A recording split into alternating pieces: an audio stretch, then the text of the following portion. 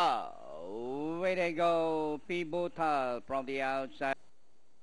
Is at Gossip. Tricks.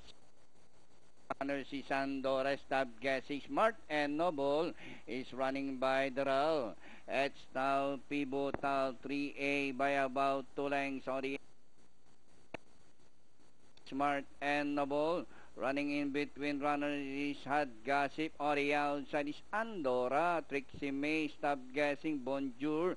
Winning Habit ends with 2 riches.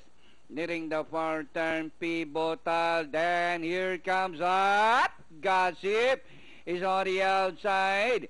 It's now from the outside. Pivotal. Andorra.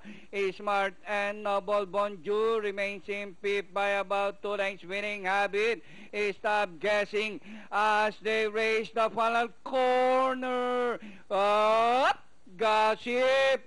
This time by about 3 lengths, followed by Pivotal, Smart and Noble, and racing in fourth now is Bonjour.